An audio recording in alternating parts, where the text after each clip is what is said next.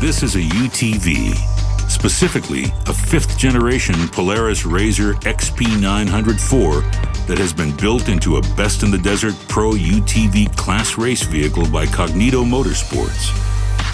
Weighing less than 2,000 pounds and touting nearly 100 horsepower, these vehicles can reach speeds in excess of 80 miles per hour, have over 14 inches of suspension travel, and are capable of handling sand, rock, mud, and the gnarliest desert terrain. UTVs represent a new trend in cost-effective, low-maintenance race vehicles, which are making it easier for the average person to come race off-road. And right now, nearly 30 UTVs are blazing alongside hundreds of trucks, Jeeps, and buggies on lap 1 of the 2013 General Tire Mint 400 presented by Polaris.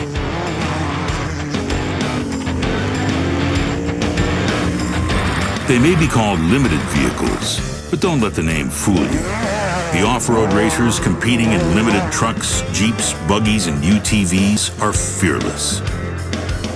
As the sun rose over the Mint 400 course, hundreds of racers were dropping pedal to metal, going flat out to try and gain positions within their classes. Lap traffic and dust were the enemy early on. Visibility was low, but that didn't stop these off-road warriors from going for broke.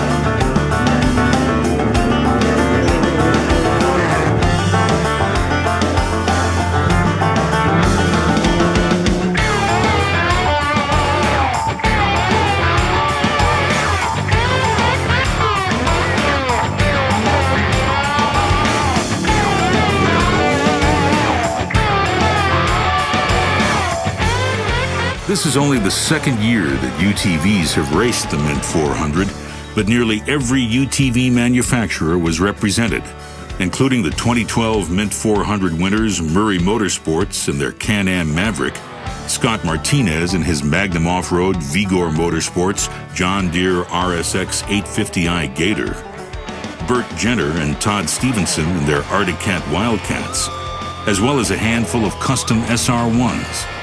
It was the Polaris teams of Jagged X Racing, Coastal Racing, Vinagro, and Cognito Motorsports, however, that dominated the UTV class this year.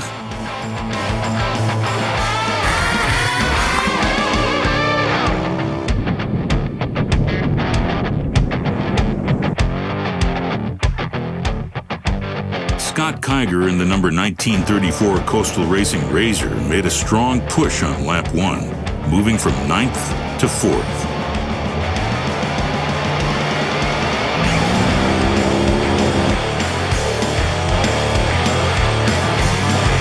Justin Lambert of Cognito Motorsports, meanwhile, started 12th and passed every UTV in front of him, moving into first place.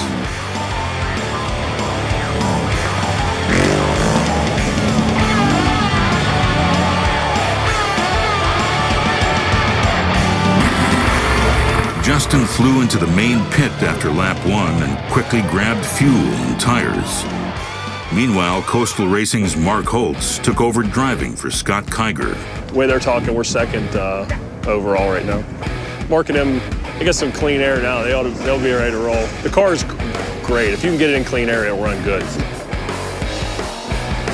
Well, so far so good. The 1970 of Murray Motorsports, which is a Can-Am Maverick. It's our second race with this brand new car, and we're very, very pleased with how it's holding up. We're now on the second lap on race marker 35. So if we keep going this pace, we'll finish well. And we're just waiting for the race to kind of play into our hands. As lap 2 began to heat up, Cognito Motorsports suffered a catastrophic clutch failure, forcing them to pull over. Mark Holtz of Coastal Racing flew by them to take first place. Meanwhile, Jagged X Racing's Craig Scanlon and the number 1931 RZR XP4 ran hard all day. This was only Scanlon's second race in the Pro UTV class. As the final miles ticked off, The lead pack of Coastal, Vinagro, Murray, and Jagged X pushed hard. In the sportsman class, Lucretia Bourrier took the lead and stayed out front all the way to the finish line.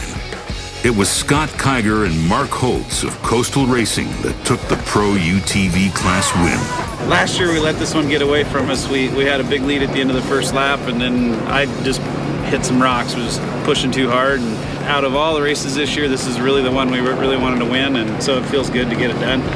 It was good, very good. Had one breakdown, a couple adjustments, went real well. It's always great to finish, and to finish on the podium is even better. The RZR is a vehicle that's very well suited for this kind of stuff, and overall, couldn't be happier. The motor ran awesome, suspension worked great, got us here. It was awesome. We had a flawless day. Clean air most of the day because we start so far behind. Passed a lot of people, saw a lot of carnage, and just rocked on.